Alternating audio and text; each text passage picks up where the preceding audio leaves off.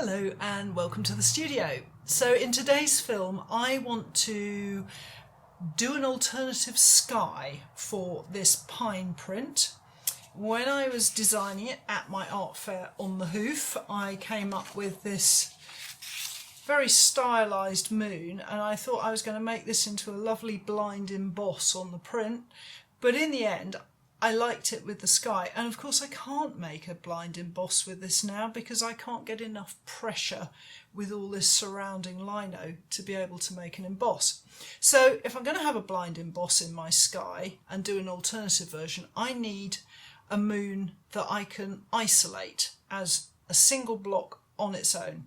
So today I'm going to show you how I'm going to position it and design it and prepare to cut it.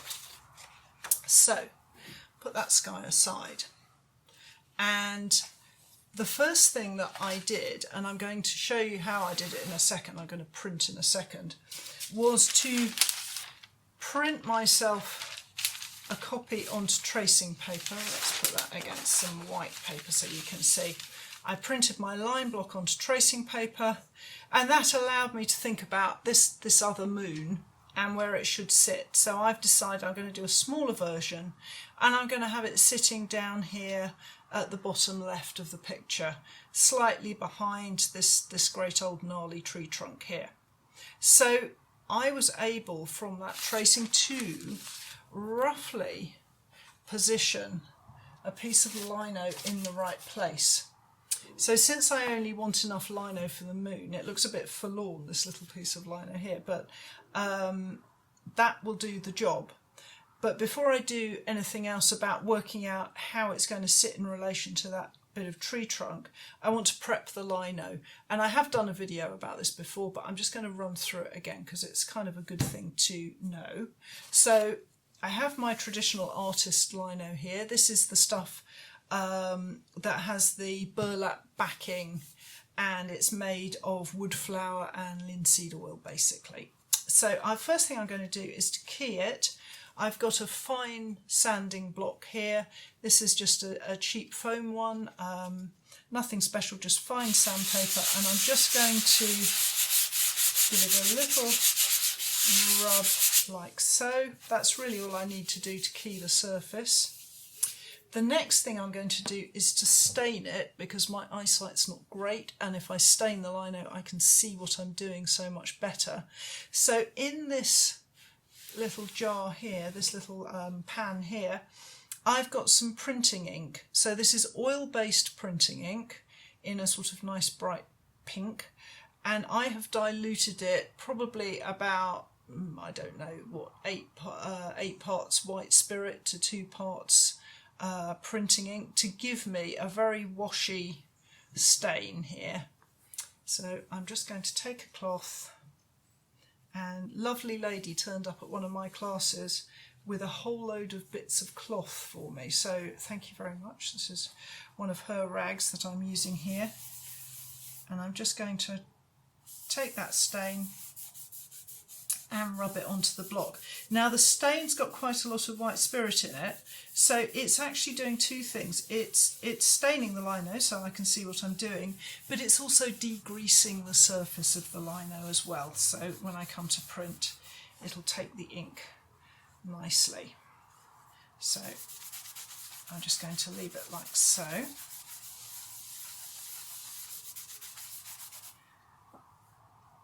That back out of the way. Now, before I do my first proper print with this block, I'll give it a wipe over with white spirits. The stain will settle and dry on the block, but I always do a wipe over before I do any proper printing with it, just to take any excess off so that it doesn't offset onto the print. So this is now sitting in sort of roughly the right place. So the next thing I need to do is to print this block and offset it onto my moon block so that I can see where this tree trunk is going to sit. So what I'm going to do is to grab myself a registration device. Now, if you've watched me before, you'll know that I use these registration devices that we sell as a sort of, it's a jig to hold everything in place. this technique will work with whatever registration device you have for lining up your prints. Chances are you can find a way of making this work, but it's very easy using one of these. So I'm going to ink up. Now I'm going to use water-based ink. I've just stained the block in oil-based ink, which is great, but I need to use water-based ink to offset onto the this print onto the moon print, because I need that ink to dry quickly. I don't want to wait for ages and ages for oil-based ink to dry before I can start working on this design. So I'm going to use a water-based ink. So I've got one here. This is Graphite chemical ink that I'm using today, which for a water-based ink, I really like Graphite chemical. They're nice sturdy inks. They're not too runny.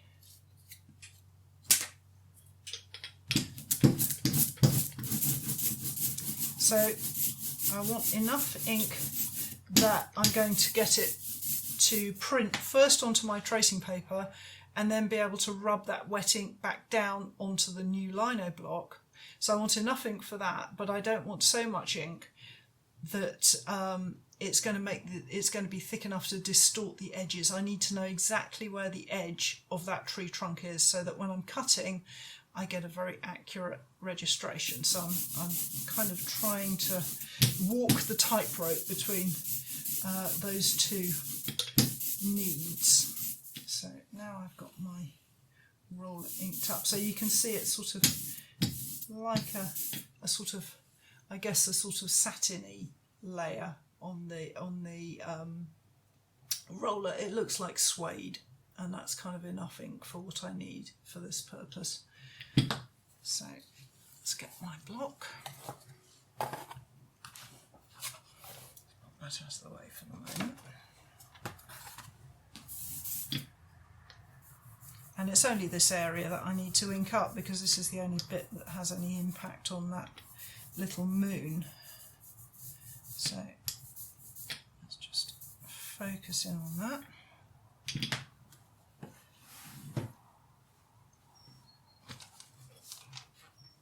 And I'm using tracing paper rather than paper because it seems to give back the ink better than paper. It's not quite as absorbent, so it offsets better onto the new block.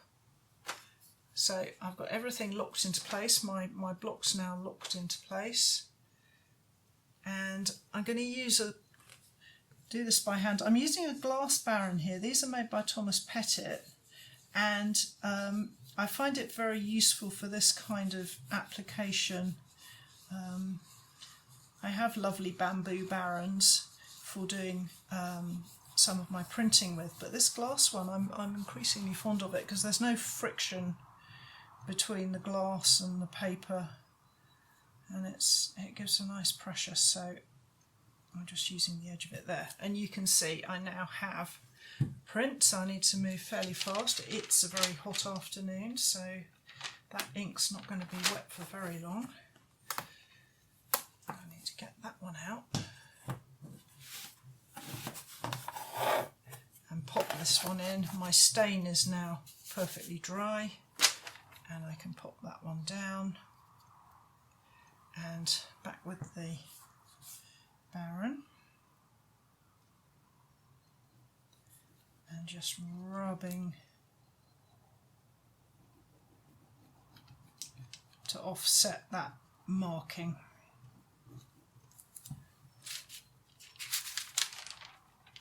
Yeah, that looks like I've got all of the information that I need. I'll just be careful along there.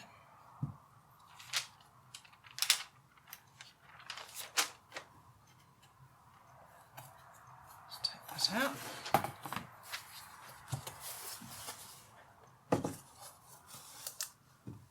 So now you can see what I've got is, I know exactly where that tree trunk is in relation to the moon I'm about to draw. Now, I worked out the size of the moon that I wanted, but actually it doesn't have to be that size. Now I've got that relationship, the moon will be whatever size I want to draw on the lino. What I don't want though, I don't think, is to have the moon coming off the bottom of the print. So as long as I draw a circle that's not coming below this line here, I should be fine. And I'm actually going to draw it straight onto the lino using a compass. And let me just see, yeah, that's pretty much the same size actually. So I'm just going to take my compass. Now that's going to make a hole in the lino, but frankly I'm going to be cutting a design into the moon anyway, so that's a bit, doesn't really matter. And I'm just going to look, check that it's not going to hit anything. Yep, that's looking pretty good to me. So I'm going to sink that in and just draw myself a circle. That's going to give me a much more accurate circle than if I tried to do a tracing where I was hand drawing that circle. So just going to make sure I've got that on there. Now of course this compass is using a pencil, and the pencil is fine to draw on the lino, but when I come to print properly, to do a finished print, there's a danger that that pencil's going to lift off the block and offset onto the print. So every time I draw with a pencil on lino, before I print, I always wipe it down with white spirit to remove the pencil so that it doesn't offset. It seems to be more of a problem if you use oil-based ink, but I've seen it offset onto using water-based ink as well. So just be wary, if you use a pencil, it can be a problem. So now I have my moon, I have it in the right position, and I'm going to draw my design. So in deference to the camera, I've actually gone round the outline of the moon in a blue China graph so that you can see what I'm working on. So the next thing is to put my design in. I'm going to repeat this design here, but I'm going to make it a little bit more pronounced. This would emboss okay, but I think that I might make it just a little bit simpler and larger to ensure that I get a good emboss. And in a later film, I'm going to look at different kind of papers for embossing, and embossing using a press and embossing by hand, because it is possible to do it both ways. So all I'm going to do is to use a white China graph, and I'm going to draw myself a kind of a random spiral, and then another random spiral, and this is kind of giving me guidelines to cut between.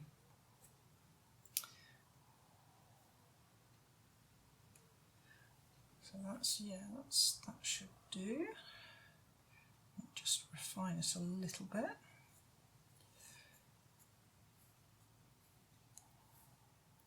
And I'm just making sure that I've got the lines how I want them. So I want them a bit more angular. I've gone a bit round here, so I'm just making these lines a little bit more angular.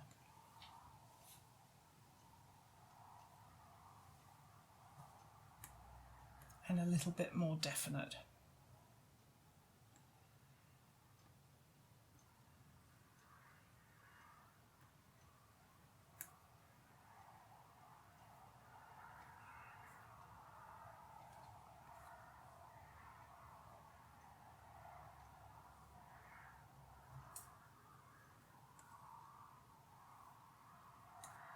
That's just going to make for a slightly more interesting feel to it. Okay, and then what I'm also looking for here is that I don't have any sort of like awkwardly large areas. So here is a little bit awkward, so I might send that line off at a bit of an angle up there. So the next thing that I need to do is to decide which V tool I'm going to use to cut with, and since this is all dead space, I can try a few options. So here I've got quite a big V tool, and that's given me quite big definite cuts, quite like that. Actually, I should have my cutting mat. I wonder it's sliding about a bit. And then I'm back to that size 12 file tool that I was using in the previous film. And that's even nicer. So that was a 1.5mm professional Japanese tool. But I'm liking the cuts that little file is giving me. And then there's this one, and this is a sort of mid-range Linocut tool. I think I bought this in a set at Intaglio Printmakers a few years ago. I think it was about £35 for a set of 5 tools. But that line is too thin. So I've decided that the trusty file is actually giving me the shape that I want. And the next thing I need to do is basically I'm going to get rid of all this outside area before I start focusing on the detail cutting. So I'm just going to clean that out.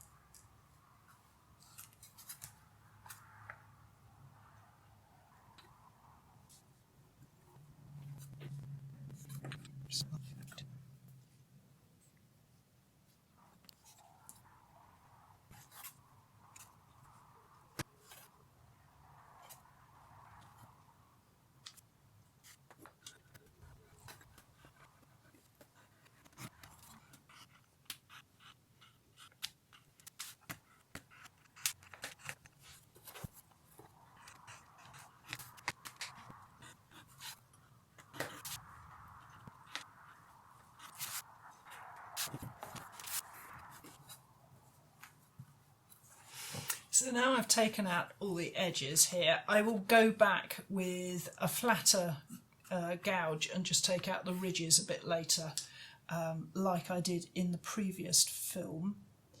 And now I'm kind of ready to start cutting my design. So, and the trick with cutting a design like this is just consistency, really, just being patient and being consistent, and that way the pattern will be nice and strong. If it's kind of, it doesn't matter what the pattern is, if you stick with it, it becomes a strong design. Just the nature of repeating yourself again and again.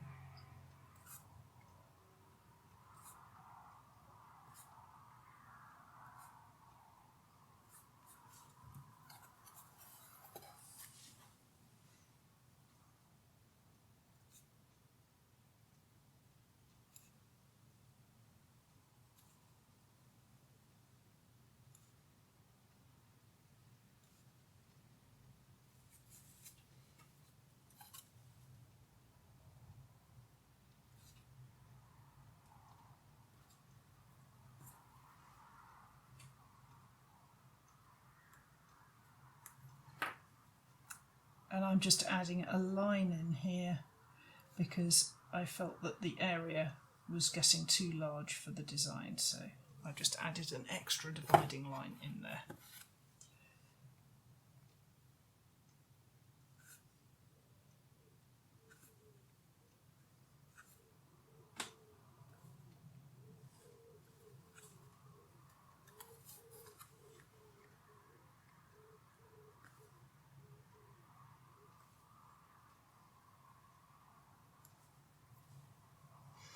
And when you cut with a V, you make a triangular shape when I'm doing a design like this. So I kind of make a triangular shape like that. So all the triangles are facing the way that I'm cutting, they're all facing in one direction. So when I come back to cut against it, I have to think about which way around the triangles are going to be. So I'm going to go the opposite way for this one, for this row.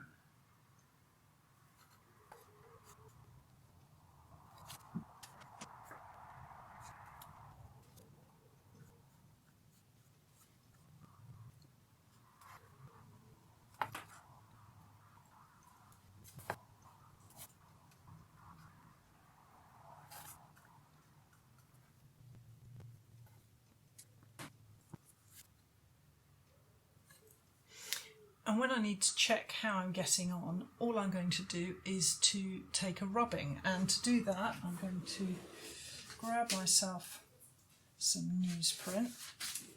So here I've got some nice soft newsprint, and I've got some graphite sticks. So graphite sticks, really useful for taking rubbings. They're very cheap.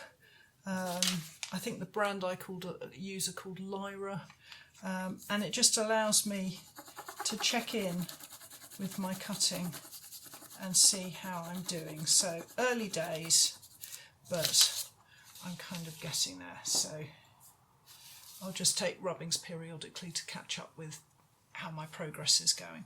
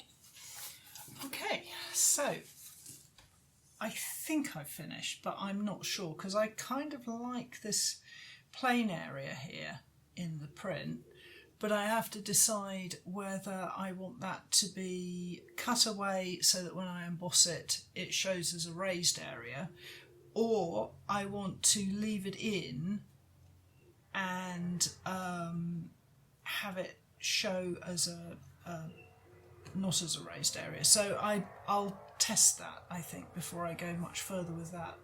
So that is my moon cut for now.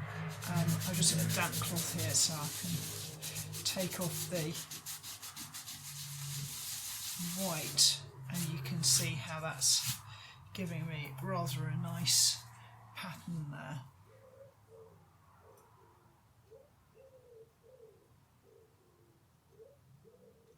So after all that cutting, I now have a moon that I can use to create a blind embossing effect on my print to give me an alternative to this printed sky here. So in the next video I'm going to be looking at the sky I am going to wrap around my blind emboss, and for that I'm going to show you how to raise wood grain on very thin sheets of Sheena plywood. So do join me for that. Don't forget to subscribe to the channel if you don't want to miss an episode, and I'll join you in the studio again soon.